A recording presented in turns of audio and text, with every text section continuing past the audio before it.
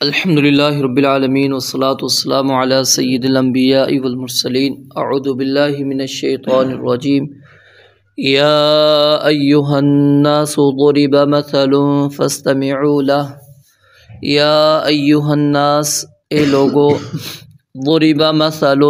ایک مثال بیان کی گئی ہے فاستمعوا له پس اسے غور سے سنو ان الذین تدعون من دون اللہ بے شک وہ لوگ جنہیں تم اللہ تعالیٰ کے سوا پکارتے ہو لن یخلقوا ذبابا ہرگز ایک مکھی پیدا نہیں کریں گے وَلَوِ اجْتَمَعُوا لَهُ خواہ وہ اس کے لیے جمع ہو جائیں وَإِن يَسْلُبْهُمُ الذُّبَابُ شَيْئًا لَا يَسْتَنْقِذُوهُ مِنْهُ اور اگر مکھی ان سے کوئی چیز چھین لے تو وہ اسے اس سے واپس نہیں لا پا سکتے، اسے چھڑا نہ ہی پائیں گے۔ ضعف الطالب والمطلوب کمزور ہے مانگنے والا اور وہ بھی جس سے مانگا گیا ہے۔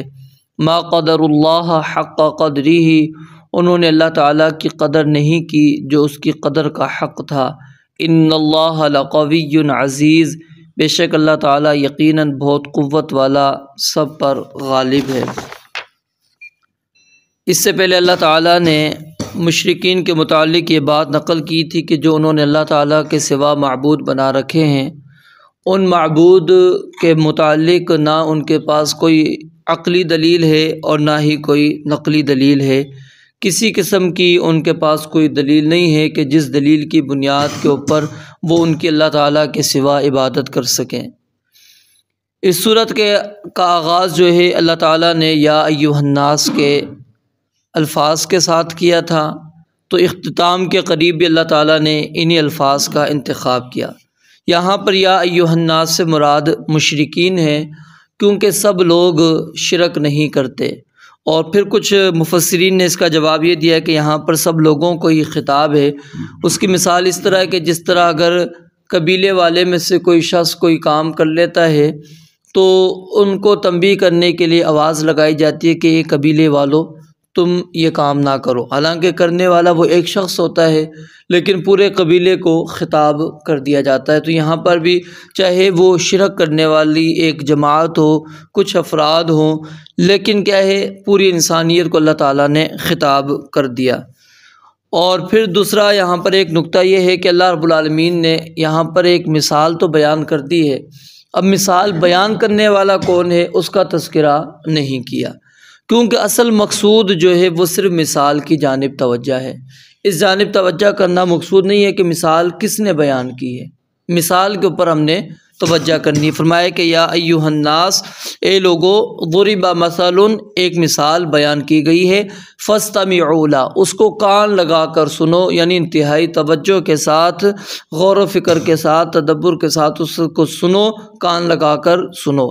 ان الذین تدعون من دون اللہ بے شک وہ لوگ جن کو تم اللہ تعالیٰ کے سوا پکارتے ہو۔ اب اللہ تعالیٰ کے سوا کے اندر جو لوگ بتوں کے علاوہ دیگر ہستیوں کی عبادت کرتے ہیں، یعنی وہ فرشتوں کی عبادت کرتے ہیں یا پھر انبیاء کی، صلحاء کی، نیک لوگوں کی عبادت کرتے ہیں، وہ کہتے ہیں کہ من دون اللہ کے اندر یہ ہمارے اولیاء جو ہے یہ شامل نہیں ہیں، یہ انبیاء اس کے اندر شامل نہیں ہیں، اس کے اندر فرشتے شامل نہیں ہیں۔ تو پھر ان سے ایک سوال ہے کہ اگر یہ من دون اللہ کے اندر شامل نہیں ہیں تو پھر اس کا مفہوم کیا بنتا ہے کہ وہ خود اللہ ہو گئے پھر، اور اگر ان کا یہ نظریہ ہے کہ ہاں وہ خود اللہ ہے تو یہ تو پھر سب سے بدترین عقیدہ ہے، نظریہ ہے کائنات کا، کہ انہوں نے ایک الہ نہیں پھر لاکھوں الہ بنا دیے،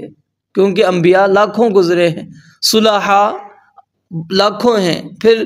فرشتے لاکھوں ہیں، تو اس کا مطلب کیا ہے پھر انہوں نے تو لاکھوں کروڑوں معبود بنا لیے۔ تو یہ تو بہت گندا عقیدہ ہے کہ جو لوگ من دون اللہ سے مراد یہاں پر صرف بت لیتے ہیں، انبیاء اور صلحاء وغیرہ کو وہ اس سے نکال دیتے ہیں، کیونکہ اس کا مفہوم مخالف یہی بنتا ہے کہ جب وہ من دون اللہ نہیں ہے، اللہ کے سوا نہیں ہے، تو پھر کیا ہے خود اللہ ہے۔ تو یہ نظریہ پھر انتہائی غلط ہے۔ تو حقیقت یہی ہے کہ یہاں من دون اللہ سے مراد اللہ تعالیٰ کے سوا وہ چاہے بت ہیں، انبیاء ہیں، صلحاء ہیں، سب کے سب اس کے اندر شامل ہیں، کیوں کہ آگے اس کے اوپر دلیل موجود ہے۔ وہ کیا ہے؟ لن یخلقوا ذبابا، کہ وہ ہرگز ایک مکھی پیدا نہیں کریں گے، کیونکہ اگر کوئی نبی ایسا گزرا ہے جس نے کوئی مکھی پیدا کی ہے تو بتا دو، کوئی اللہ کا ولی، کوئی بزرگ ایسا گزرا ہے جس نے ایک مکھی پیدا کی ہو تو بتا دو۔ یعنی بتوں کے علاوہ کوئی اور جن کی عبادات کی جاتی ہیں ان میں سے کوئی اگر تمہارے پاس ہستی موجود ہے کہ جس نے ایک مکھی پیدا کی ہو، تم اس طور مثال لا کر پیش کر دو نا۔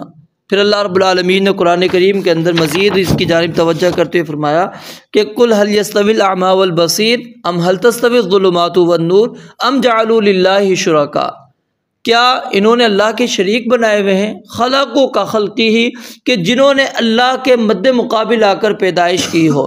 پیدا کیا ہو اللہ کے مد مقابل۔ فتشابہ الخلق علیہم، اب انہوں نے بھی پیدا کی، اللہ نے بھی پیدا کی، اب دونوں خلط ملط ہو گئی ہیں، تو ذرا لے کر آ جاؤ کہ چلو ٹھیک ہے مان لیتے ہیں کہ جی اللہ نے بھی یہ مکھی پیدا کی تھی، انہوں نے بھی کیے، اب وہ مکس ہو گئی، ہمیں تو نہیں پتہ ہو سکی۔ تو آگے اللہ نے فرمایا کہہ دیجئے اللہ خالق کل شیء، کسی نے بھی پیدا نہیں کی بلکہ اللہ ہی ہر چیز کا خالق ہے، وہو الواحد القہار، وہ اکیلا ہے اور زبردست ہے۔ تو یعنی اللہ رب العالمین کے علاوہ کوئی بھی نہیں ہے کائنات کے اندر جس نے ایک مکھی کو پیدا کیا ہو، تو جب نہیں ہے تو پھر سارے کے سارے یہ من دون اللہ کے اندر ہی شامل ہے۔ پھر آگے اللہ رب العالمین نے مثال کو ایک اور انداز سے بیان کیا۔ ایک مثال تو یہ تھی نا کہ پیدا کر کے دکھاؤ، ٹھیک ہے، دوسری کیا ہے وَإِن يَسْلُبْهُمُ الذُّبَابُ شَيْئًا، اور اگر ان سے مکھی چھین لے، مکھی ان سے کچھ چیز چھین لے، لا يستنقذوه منہ، تو وہ اس سے چھڑوا نہیں سکتے۔ یعنی یہ من دون اللہ کی بے بسی دیکھیں اتنی ہے کہ پیدا کرنا تو دور کی بات ہے، اگر وہ ان سے چھین لیتا ہے۔ اس سے اکثر مفسرین نے بت مراد لی ہیں، کیونکہ لوگ نذرانے چڑھانے کے لیے ان کے سامنے کھانے وغیرہ رکھتے تھے، یا پھر ان کے جسموں پر ہی وہ شہد وغیرہ باقی چیزیں میٹھی چیزیں لگا دیا کرتے تھے، تو ظاہر مکھی اب وہاں پر آ کے بیٹھتی، وہ کچھ نہ کچھ تو حصہ لے کے جاتی ہے، اپنا کھاتی ہے۔ تو اللہ نے فرمایا کہ اگر یہ واقعی معبود ہیں تو پھر وہ اس سے چھڑوا سکتے نا۔ اور اسی چیز کو روح المعانی کے اندر جو مفسر آلوسی انہوں نے بھی یہی کہا والآیۃ وإن كانت نازلة في الأصنام، کہ اگرچہ یہ آیت اتری بتوں کے بارے میں ہے، الا ان الحکم عام لسائر المعبودات الباطلہ، لیکن یہ جو حکم ہے صرف بتوں کے لیے نہیں بلکہ سارے جتنے بھی معبودان باطلہ اللہ کے سوا سب کے لیے حکم ہے کہ اگر ان کے اندر یہ اختیار ہے کسی کے اندر کہ مکھی ان سے کوئی چیز لے جائے تو اس کو چھڑا کر لے کر آئیں، کوئی بھی نہیں کر سکتا، وہ چاہے پھر نبی ہے، ولی ہے، کوئی بھی ہے، کسی کے اندر بھی یہ اختیار موجود نہیں۔ اب یہاں پر ایک چیز شیخ عبدالرزاق ساجد صاحب بڑے معروف خطیب ہیں، انہوں نے یہ چیز بیان کی تھی کہ اللہ تعالیٰ نے مکھی کی مثال ہی آخر کیوں بیان کی ہے، اور مکھی سے چھیننے والا جو معاملہ اللہ نے کہا نا کہ اگر مکھی کچھ لے جائے تو اس سے چھڑا نہیں سکتے، وہ کہتے ہیں اس کے اندر اللہ رب العالمین نے ایک ایسی صلاحیت رکھی ہے کہ جیسے جو چیز لیتی ہے نا، جیسے ہی وہ فوراً محلول ہو جاتی ہے، وہ حل ہو جاتی ہے۔ مثال کے طور پر مٹھائی میں سے اگر اس نے کوئی حصہ اٹھایا، اب مٹھائی اپنا جز ایک رکھ رہا ہے، حصہ رکھ رہا ہے، ٹھیک ہے، جسم اس کا موجود ہے، اب مکھی نے جو لیا وہ فوراً محلول حل ہو گیا ہے، وہ آپ اس کو اٹھا نہیں سکتے۔ کہتے ہیں سائنسدانوں نے تجربہ بھی کیا، شیشے کے اندر بند بھی کیا مکھی کو، اور پھر اس کو وہ کوئی چیز دی اور کہا کہ ہم ذرا اس سے نکال سکیں، وہ دیکھیں جو یہ چیز ہم نے اس کو کھلائی ہے کیا واقعی نکلتی ہے نہیں نکلتی۔ کہتے ہیں سائنسدان بھی وہ نہیں کر پائے، کیونکہ اس کے اندر اللہ نے یہ صلاحیت رکھی ہے کہ وہ فوراً چیز کیا ہو جاتی ہے، محلول ہو جاتی ہے، حل ہو جاتی ہے، تو وہ اس کی اصل حیت رہتی ہی نہیں ہے۔ جب اصل کیفیت ہے ہی نہیں تو آپ اس سے کس طرح چھین سکتے ہیں۔ اور دوسری بات کیا ہے، مکھی کے اندر ایک مثال اللہ نے بیان کی، اس کی وجہ ایک یہ بھی ہے کہ مکھی کے اندر ڈھیٹ پن ہے۔ دیکھیں نا ہماری ناک پر بیٹھتی ہے، ہم اٹھا بھگاتے ہیں، پھر دوبارہ آ جاتی ہے، پھر بھگاتے ہیں، پھر آ جاتی ہے، وہ جان ہی نہیں چھوڑتی، بندہ کہتا ہے کیا مسئلہ ہے، تنگ ہو جاتا ہے اتنا۔ اور پھر اس کے اندر وہ جو اپنے آپ کو رب مانتے ہیں کہ ہم رب ہیں، معبود ہیں، جابر جو حکمران ہے وہ سمجھتے ہیں ہمارا ہی حکم ہے، ان کی بے بسی کا بھی عالم دیکھیں۔ یہی ہے نا کہ مکھی کو وہ بھی نہیں جان چھڑا سکتے، وہ بار بار اس کا ڈھیٹ پن اس کے اندر ہے کہ وہ بار بار آتی ہے۔ اور پھر ایک چیز یہاں پر ایک سوال پھر ذہن میں یہ آتا ہے کہ مکھی شاید طاقتور ہو، تو اللہ نے کہا نہیں، ضعف الطالب والمطلوب، مکھی انتہائی کمزور ہے، یہ نہیں ہے کہ اس کے اندر بڑی طاقت ہے، وہ کمزور ہے۔ طالب یہاں سے مراد کیا ہے؟ جو عبادت کرنے والا ہے، اور المطلوب جس کی عبادت کی جا رہی ہے، دونوں کے دونوں کمزور ہیں، یہ نہیں ہے۔ اور مکھی کو بھی اگر لے لے کہ مکھی بھی کمزور ہے اور جو مکھی سے چھڑوائے گا وہ بھی کمزور ہے، کسی کے اندر یعنی یہ نہیں ہے کہ مکھی اس سے زور آور ہے، انسان اس سے کمزور ہو گیا، نہیں، دونوں ہی کمزور ہیں، کسی کے اندر یہ اختیار نہیں ہے کہ وہ اس سے چھڑا سکیں۔ پھر آگے اللہ رب العالمین نے فرمایا کہ ما قدر اللہ حق قدرہ، اصل میں کیا تھا کہ ان لوگوں نے اللہ کی قدر نہیں کی جس طرح قدر کرنے کا حق تھا، یعنی جس طرح اللہ رب العالمین کی جس صفات ہم نے پیچھے تفصیل کے ساتھ پڑھی سنی، وہ صفات اللہ کی ہیں، اللہ کے سوا کسی اور کی نہیں، وہ اختیارات صرف اللہ کے ہیں، اللہ کے علاوہ کسی اور کی نہیں۔ تو اب ہم نے وہ اٹھا کر کسی اور کو دے دیے، تو یہ کیا ہے؟ اللہ تعالیٰ کی ناقدری ہے،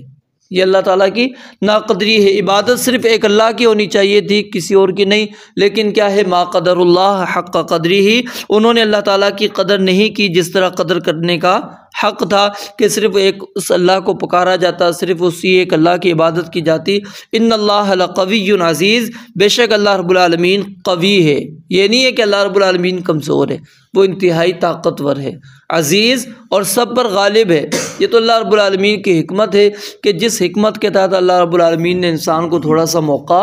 دیا ہوا ہے، ڈھیل اللہ رب العالمین اس کو دے دیتے ہیں، لیکن یہ نہیں ہے کہ اللہ رب العالمین اعوذ باللہ ان کے سامنے بے بس ہیں، ایسی کوئی بات نہیں ہے۔ تو یہ اللہ رب العالمین کی ناقدری ہے۔ اور ناقدری پر ایک اور آیت، کیونکہ یہ سورہ زمر کے اندر بھی آتی ہے، ایک عیسائی عالم نبی یا یہودی عالم تھا، رسول مکرم علیہ الصلوۃ والسلام کے پاس آیا، اس نے جو ہے اللہ تعالیٰ کا تعارف پیش کیا، خود اللہ کا تعارف پیش کر رہا ہے، تو نبی علیہ الصلوۃ والسلام مسکرا اٹھے، آپ کے چہرے پر مسکراہٹ آئی، اور پھر آپ نے یہ آیت پڑھی ما قدر اللہ حق قدرہ، کہ دیکھو اللہ کو پہچانتے ہیں، تعارف ہے ان کو، لیکن اس کے باوجود پھر ایک اللہ کی عبادت نہیں کرتے، پھر بھی اللہ کو چھوڑا ہوا ہے۔ آپ لوگوں سے سوال کر لیں، پوچھ لیں، اللہ نے اس کا قرآن میں جواب دیا، وَلَئِن سَأَلْتَهُمْ مَنْ خَلَقَ السَّمَاوَاتِ وَالْأَرْضَ فَسَخَّرَ الشَّمْسَ وَالْقَمَرَ، یہ آسمان و زمین کو کس نے پیدا کیا، سورج اور چاند کو کس نے مسخر کیا، لَيَقُولُنَّ اللَّهُ، ڈبل تاکید اللہ لگا کر کہتے ہیں کہ ضرور بضرور وہ کہیں گے کہ اللہ تعالیٰ۔ جب جواب انسان کا یہ ہے، جانتا ہے، پہچانتا ہے، اس کے باوجود پھر اللہ کو چھوڑ کر وہ کسی اور کی عبادت کرنا شروع کر دے، تو پھر یہ ناقدری ہی کہلائے گی نا، کہ یا تو تعارف نہ ہوتا، انسان کو یقین نہ ہوتا، وہ مانتا کہ نہیں، آسمان اللہ نے نہیں بنایا، کسی اور نے بنایا، زمین اللہ نے نہیں بنائی، کسی اور نے بنائی ہے، سورج اللہ نے نہیں بنایا، چاند اللہ نے نہیں بنایا، کسی اور نے بنایا، تو پھر تو ہوتا، پھر تو وہ کہتے ہیں کہ چلو ٹھیک ہے ہم ان کی عبادت کر رہے ہیں۔ جب انسان زبان سے اقرار کر رہا ہے، اس کے باوجود پھر اللہ کی اتنی ناقدری کہ ہم اللہ رب العالمین کو چھوڑ کر پھر ان کو، جن کی بے بسی اتنی، اب دیکھیں نا اللہ نے اتنی بڑی چیزیں پیدا کی، انسان سے مطالبہ انتہائی حقیر چیز کا کیا، مکھی انتہائی حقیر ہے، حجم بھی چھوٹا ہے، اس کا کوئی بڑی نہیں ہے، اس کی تخلیق کا اللہ رب العالمین نے مطالبہ کیا۔ اللہ نے کہا تخلیق تو چلو دور ہے، وہ تو ایک بڑی بات ہو گئی، چلو وہ جو چھین کر لے کر جا رہی ہے تمہاری بنائی ہوئی چیز بھی نہیں، بنائی ہوئی چیز بھی میری ہے، مکھی کو بھی میں نے پیدا کیا ہوا ہے، جس چیز کو وہ اٹھا رہی ہے وہ بھی میری ہے، کم از کم وہ چیز اس سے واپس تو لے کر آ جاؤ نا، اتنی تو تمہارے اندر طاقت ہونی چاہیے نا۔ اب بندے کو اتنی واضح دلیل، اتنی واضح مثال بھی اگر سمجھ میں نہ آئے، پھر بھی اس کو سمجھ میں نہ آئے کہ بے بسی کتنی ہے جن کو ہم اللہ کے سوا پکارتے ہیں، اور پھر کہے کہ نہیں ہمیں یہ اولاد دے دیتے ہیں، ہمیں یہ دے دیتے ہیں، ہماری یہ مشکلات کو حل کر دیتے ہیں، اس کے علاوہ کوئی اور نہیں کر سکتا، تو اس سے بڑا پھر انسان کی گمراہی اور کیا ہو سکتی ہے کہ انسان نے وہ اللہ کی ناقدری، اصل میں در حقیقت اللہ کی ناقدری کی۔ اللہ تعالی ہمیں اپنی ناقدری سے محفوظ فرمائے۔ وآخر دعوانا الحمدللہ رب العالمین۔